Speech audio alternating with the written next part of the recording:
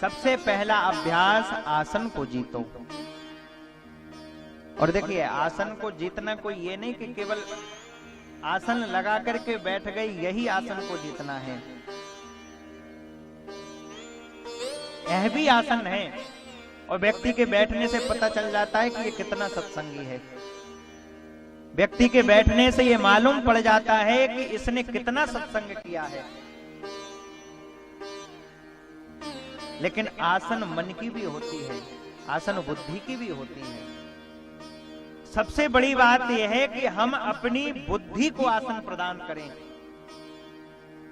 हम अपने मन को आसन प्रदान करें। शरीर की एक स्थिति है तो उस स्थिति में बैठ गए, लेकिन मन को भी तो आसन देना जरूरी है।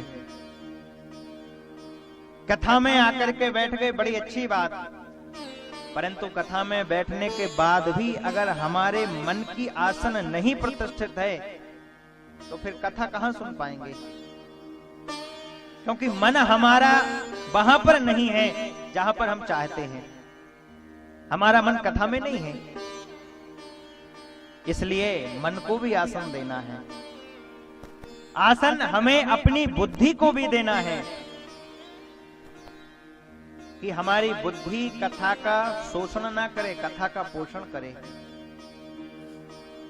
कथा को पोषित करे।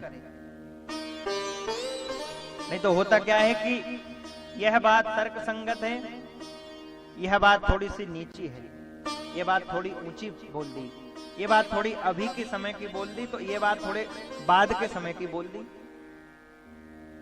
ये बुद्धि में जब तक आसन नहीं है, जब तक कथा को तुलनात्मक रूप से करती रहेगी।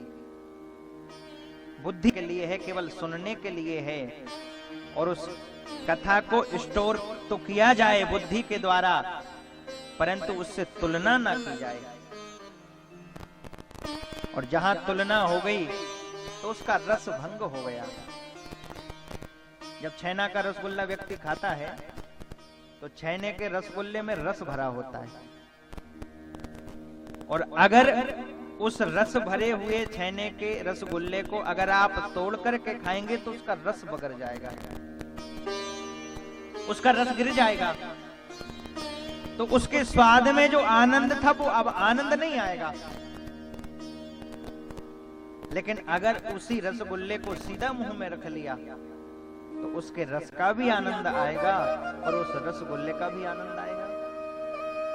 ऐसे ही कथा, बुद्धि स्टोर तो करे कथा को, परंतु सीधी हमारे अंतःकरण में प्रविष्ट हो जाए, तब उसका आनंद है। बोलो राधे राधे। तो बुद्धि तो केवल समझने के लिए है, तो बुद्धि को आसन प्रदान करें।